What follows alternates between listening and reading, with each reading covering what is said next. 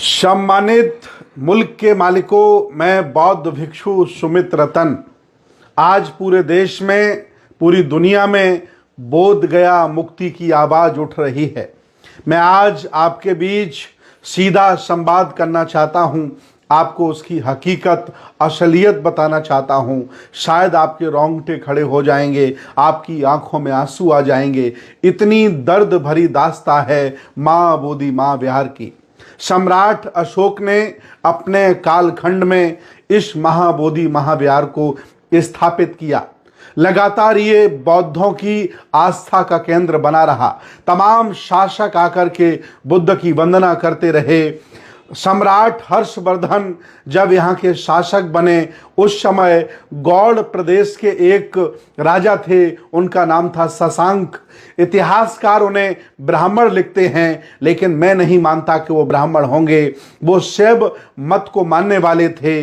वह भगवान बुद्ध के दर्शन से बहुत नफरत करते थे और उस राजा ने महाबोधि महाविहार को ध्वस्त किया। इतना ही नहीं, उस शासक ने जो बोधि वृक्ष है उसमें खुदाई करा करके बहुत ही खतरनाक जहर डलवाया, तरल पदार्थ डलवाया, जिससे कि बोधि वृक्ष सूख जाए।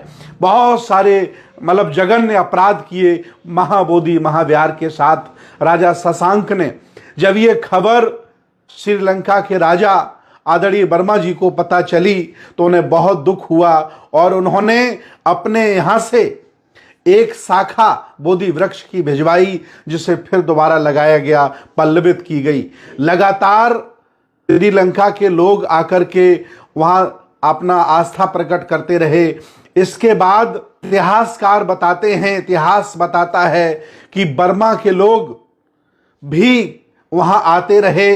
बर्मा के राजा ने वहां अपने दूत भेजे और उससे महाबोधि महाविहार के रखरखाव की जिम्मेदारी उठाई। कई वर्षों तक वहां के पूजा पाठ का पूरा खर्चा बर्मा के राजा ने उठाया और जीर्णोद्धार भी कराया। इतना ही नहीं, पाल शासकों ने भी महाबोधि महाविहार का जीर्णोद्धार कराया, उसका रखरखाव किया। जो टूट फूट हो गई थी उसको दुरुस्त किया। कहा जाता है कि बर्मा के लोग जब सुबह उठते हैं तो बिहार की तरफ, महाबोधि महाविहार की तरफ अपना सिर करके झुकाते हैं और बुद्ध को नमन करते हैं। ऐसी आज भी बर्मा में प्रथा है। मैं आपको बताना चाहता हूं, बहुत ही वरिष्ठ लेखक इतिहासकार अर्नोल्ड, जिन्होंने लाइट ऑफ एशिया लिखा है, वो जब बोध गया महाबोधि विहार देखने आए तो वहां की दशा देख करके बहुत दुखी हो गए और उन्होंने कनिंघम को, अलेक्जेंडर कनिंघम को पत्र लिखा और उसकी खुदाई कराने के लिए, उसको सुरक्षित कराने के लिए निवेदन किया। इस जो आंदोलन, बोध गया मुक्ति आंदोलन चल रहा है, इसके जो जनक हैं वो वही हैं जिन्होंने लाइट ऑफ एशिया लिखा है। पूरी दुनिया में भगवान बुद्ध का दर्शन, उनकी विचारधारा, उनकी लेखनी के माध्यम से गई।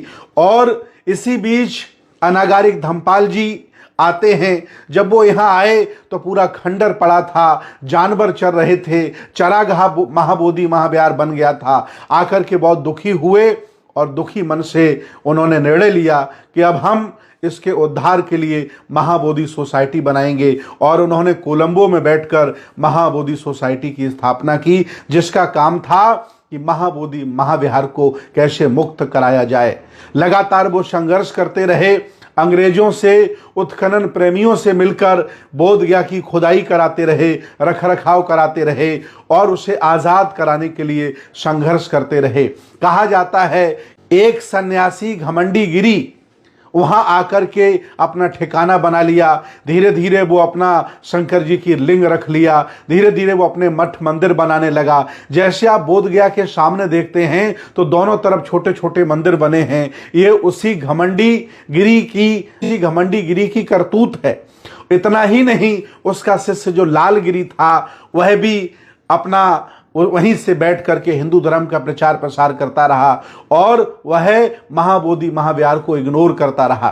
कई लुटेरे आए, कई आताताई आए, तमाम मुस्लिम आक्रमणकारी आए। उससे बचाने के लिए तमाम वहाँ के बौद्धों ने, उस पर आस्था रखने वालों ने तमाम काम किए। बाद में अनागारिक धम्पाल जी ने महाबोधि महाविहार मुक्त कराने के लिए और उस सन्यासी को वहां से भगाने के लिए डिस्ट्रिक्ट कोर्ट में, कलकत्ता कोर्ट में बड़ी बड़ी लड़ाइयां लड़ी, लेकिन स्थानीय लोग चूंकि लिंग के पुजारी बन गए थे और वो लोग मुक्त नहीं हो पाए। बाद में 1949 में बीटी एक्ट बना दिया गया, जिसमें कुछ बौद्ध सदस्य बना दिए गए, कुछ हिंदू सदस्य बना दिए गए। कहानी अब तक ये है कि बोध गया मुक्ति आंदोलन चलता रहा। इसके जनक वरिष्ठ लेखक हैं जिन्होंने लाइट ऑफ एशिया लिखी। इसके बाद अनागारिक धम्पाल जी हैं। इसके पहले तमाम शासकों ने उसका रखरखाव किया, जीर्णोद्धार किया, और इसके बाद जापान के भंते सुरेई ससाई इस आंदोलन को चलाते रहे।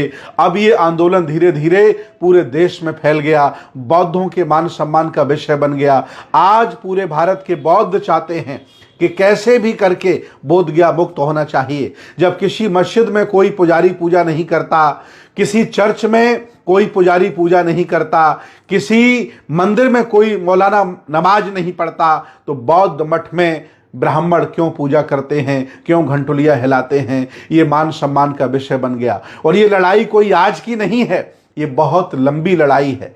महाबोधि विहार ने बहुत सारे हमले झेले, बहुत सारा अपमान झेला, फिर भी वो महाबोधि विहार आज हमारे बीच में खड़ा है, जो आज भी आंटीनाधारियों के कब्जे में है। आज पूरे देश में चर्चा हो रही है कि इस महाबोधि विहार को कैसे मुक्त कराया जाए। तमाम उपासक, तमाम बौद्ध भिक्षु अपनी जान देने के लिए तैयार हैं, अपना पूरा मान सम्मान दांव पे लगाने के लिए तैयार हैं, जो चाहे वो कुर्बानी देने को तैयार हैं, लेकिन किसी भी कीमत पर वो महाबोधि महाविहार को मुक्त चाहते हैं।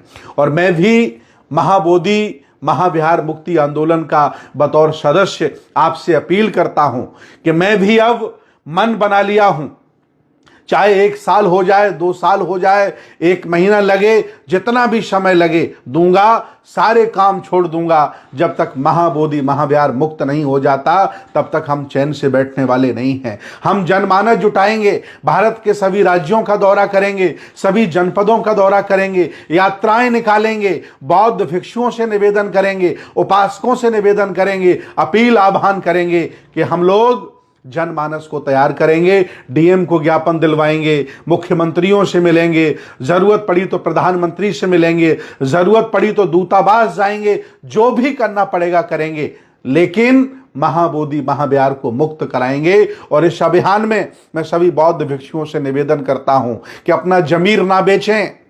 ये चीबर तुमने बुद्ध का पहना है, जिनकी बदौलत आपको रोटियां मिल रही हैं, वो मिल ना करें, अपना जमीर ना बेचें और इस आंदोलन में बढ़ चढ़ करके सहयोग करें, माहौल बनाएं, ताकि सरकार को और देश की व्यवस्था को महाबोधि महाविहार मुक्त करना पड़े और इनको छोड़ करके भागना पड़े। मैं आपसे सभी से निवेदन करता हूं कि तन मन धन से हम लोगों का सहयोग करिए, क्योंकि हम लोग रात दिन मेहनत कर रहे हैं, लोगों के बीच में जा रहे हैं, संघर्ष कर रहे हैं और ये आंदोलन खड़ा होगा। मेरा निवेदन है कि बोध गया में गया मुक्ति आंदोलन का जो संरक्षक मंडल है वो लगभग 100 लोगों का हम लोग बनाएंगे और कम से कम 50 बौद्ध भिक्षुओं का नेतृत्व हम लोग तैयार करने वाले हैं, जो पूरे भारत के होंगे, भारत के बाहर के होंगे। और जो बौद्ध भिक्षु वहां आएंगे, उनके रहने का प्रबंध, उनके खाने का प्रबंध और उनकी यात्रा किराया भी हम लोग पे करेंगे। इतना ही नहीं, स्थानीय बौद्ध उपासक, स्थानीय बौद्ध भिक्षुओं को भी साथ लेकर के, जनमानस को साथ लेकर इस आंदोलन को आगे बढ़ाएंगे। जो करना पड़ेगा करेंगे, जहां झुकना पड़ेगा झुकेंगे, लेकिन इस आंदोलन को आगे तक ले जाएंगे। मैं धन्यवाद दूंगा आदरणीय भंते प्रज्ञाशील जी को, मैं धन्यवाद दूंगा आकाश लामा जी को, जो बुरी स्थिति में, परिस्थिति में भी संघर्ष करते रहे और आज ये आंदोलन बहुत चरम सीमा पर चला गया है। धैर्य बना के रखिए, हम सब लोग आपके साथ हैं और आज नहीं कल हम बोध गया मुक्त कराएंगे, महाविहार को मुक्त कराएंगे और जालिमों को वहां से निकाल करके भगाएंगे। आप सब लोग हमारा साथ दें। बहुत बहुत धन्यवाद, बहुत बहुत साधुवाद। आपकी जय हो, आपका मंगल हो। चलो बोध गया, हमारा साथ दो। धन्यवाद।